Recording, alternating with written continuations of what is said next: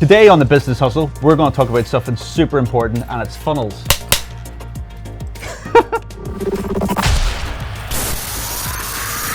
Okay, so welcome back to the Business Hustle. This is one topic that I am super passionate about. It's probably the one thing over the last 10 years that has really got me passionate about helping businesses, and it's creating a sales funnel. So sales funnels are like these single page websites. Take all the jargon out of them. It's a single page website, there's no menu at the top, and it funnels you right down into one single button that makes you make a purchase or a decision about a product or a service. It's really, really simple. The thing is, most businesses don't do it, and that's what we want to talk about today. Yeah, and one of the things I love about the guys here at Creative 3 is that everything is Measurable. measurable.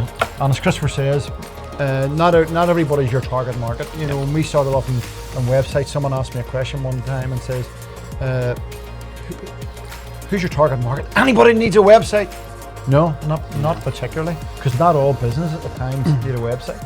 You know, and it could be driven via your social platforms or whatever. But the key thing for me is the bottom line is to see your pipeline and your sales increase. And there's no better tool than sales funnel. Yeah. So a business or a service for everybody is a business or service for nobody. You really want to, as Henry says, niche down into find one problem that you can solve and one product or service that you can push into that customers can see and resonate with and make a decision on. So with every single business, doesn't matter what type of business you're in, if you're in the shoe business or if you're in the hair transplant business, whatever it is, I don't even know why I came in, but whatever your business is, you can pick a pain point. So hair is a good example. You can pick a pain point of what's going on with your life. Are you losing hair? Do you want to use this new product? It's going to make you grow 16 feet of hair over the next 2 weeks. So we can have all these different random products put in to a sales funnel that you have your pain point. Then underneath that you have the USPs of your brand. Underneath that you have some social proofing, which would be Alex from Belfast has picked this hair transplant system. He has now got 16 foot of hair. He's loving life. And you can have all these things that push you right down into a time-sensitive deal or a time-sensitive offer or a scarcity offer that says, look, we've only got 16 feet of hair transplant material left. Press this button and get in touch today. And do you know what? This thing works. We've seen it work all the time. It helps our businesses that we work with develop a revenue funnel that actually makes them make money, because it's not all about looking nice. No, and it's not. And the key thing, and getting back to your sales funnel and what the process is, it's to go after the people who are seriously doing business with you.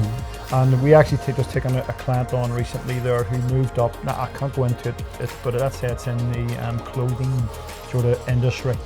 And primarily their business was Facebook. But what we were endeavouring to do is to try and cut out, I don't mean this in a negative way, the Facebook community, because they're more B2B now.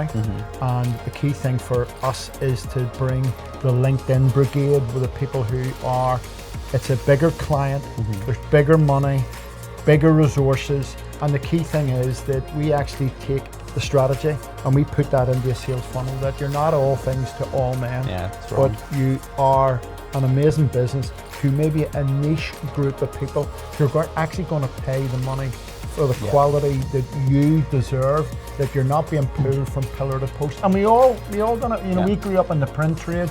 We were doing flyers for this person, we were doing, you know, for dog minders where we had 500 flyers, and you know, as much as we loved that and we grew up in that, but our target market is not there anymore. And the key thing is that we increase your visibility through a sales funnel to the real demographic where you want to be maybe in 6 months or 8 months or a year's time. And we actually work the sales funnels around that demographic. Yeah. So we've got that moment in the podcast show that we want to ask the smartest guy that's in our room, which is David. And we're going to ask him, David, give us a stat on sales funnels. Okay, I've actually got two. So 60% of companies aren't actually trying to attempt or measure a sales funnel, and 79% of marketing leads are never actually converted into sales. So basically what that's saying is without a working web or sales funnel, you're not going to convert any leads. Yeah. But can I actually just come in on the back of that?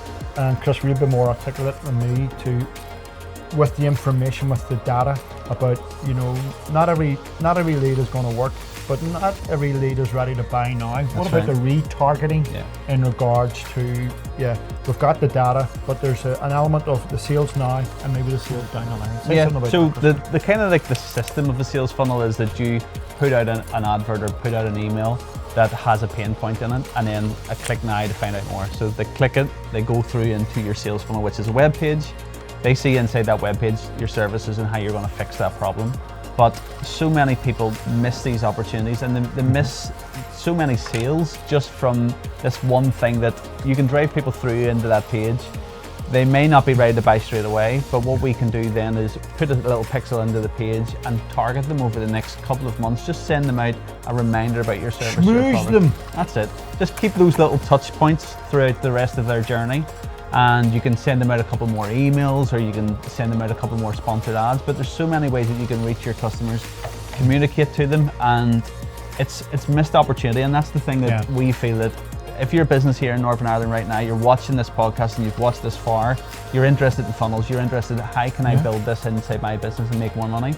And that's what the bottom line is. You can make beautiful designs, beautiful websites, beautiful photography, lovely video work, really good SEO, but all that stuff needs to funnel someone into actually making a decision to buy from you. So like, that's funnels part one. I feel that we've got a whole lot more that we can give about the quality of funnels, what you should put inside them, how you can make them better, how you can refine them.